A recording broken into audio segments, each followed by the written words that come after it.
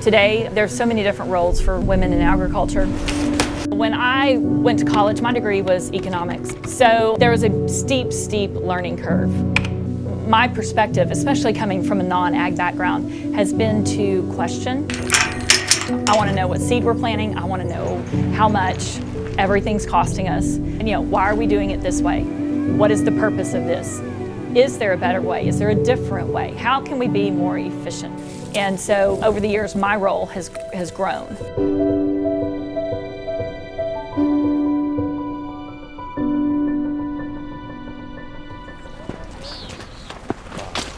Being part of a farm family was never on my horizon. However, I met John, we decided to get married. Big pivot, here we are. Before we got married, I probably shared the visions of what a farm is with so many other Americans. A very romanticized 50 acres, a cow, a pig, maybe chickens. It's very different than what the reality is. Big combines, big cotton pickers. However, we still have some things in common with that romanticized vision. We still have to work with what's given to us weather-wise. We still have unpredictability, and we have to do it in a manner that is cost-effective. Okay, now we get it right below 500. I'm fourth generation in my family farm. We've been farming for the same land, a couple of blocks for over 100 years. My name is John Watley. I run a family farm with my wife Kelly, my two sons. We farm several thousand acres of cotton, corn, and grain sorghum. So is that the big one you were talking about? Oh wow, that one needed to go. We also have a cow-calf operation. The way I've seen farm evolve is the size of operations. Economy of scales is important.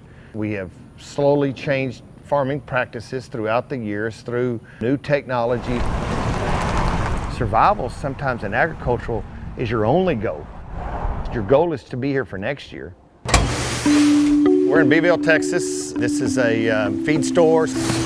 We started in 2017 to kind of meet the local needs of ranchers and farmers in the area, deliver horse feed, cattle feed. There's your alpaca diet, turtle feed, monkey feed. We have a little bit of everything in here.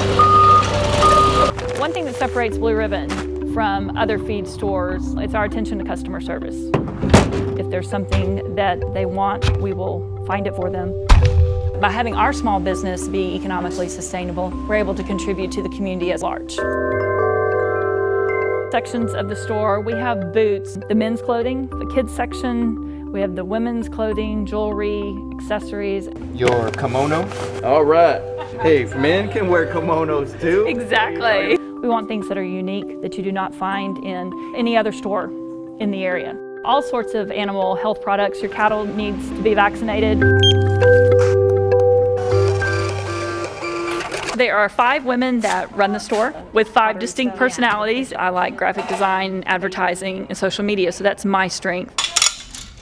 One reason we decided to jump in with the group that was starting the store is in agriculture, we're depending on the weather and the markets, and that's not in our control. So we decided we needed to diversify our income. I'm very involved in the visual presentation of the store. Here are some of the photos from this year's crop.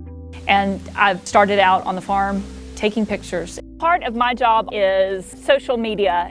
Cotton looks ready. I think it is important to share what it is that we do on the farm. We're very transparent. A few more days before this field is ready to pick. We're happy to let people know what we're doing, and one way that we do that is with social media. I come from exactly the same place most people walking in a grocery store come from. We are just about 15 to 20 miles from the Gulf of Mexico. Like them, I want to have safe and healthy food for my kids. I want to make sure that we're leaving this world as a whole as a better place. So I fully get where today's mom is coming from. Me and my brother have been really lucky growing up. We've been able to be out here and really understand how we have a part in protecting that natural resource. This is our environment. We're going to take care of it. Well, we know what to do with our environment. I live here. I want to live a long, healthy life.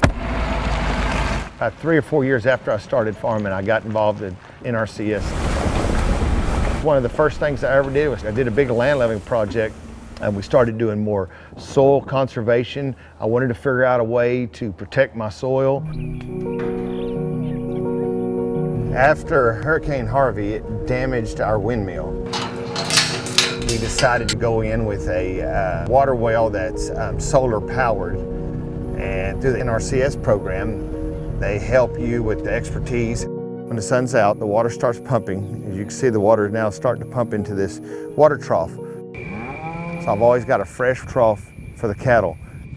I just think that there's a better way to build the mousetrap. There's a lot of give and take, and that's the best part about the NRCS, is they help you modify plans, and they're flexible enough to say, hey, this didn't work this year, let's change the plan a little bit in another direction. These retention ponds, they all slowly filter down to a couple of places where they have to work underneath the road. It's important to me that what we do here, I understand that it affects more people. Oh, there it is, see it? We care about what Mother Nature brings through us to put back into the bay, and we want it to be there for a long time. The filter system's working because we've got healthy animal life right here.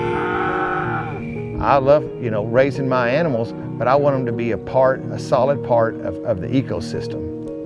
John loves farming, loves farming. It is in his blood. I don't see how you can do this today if it's not in your blood.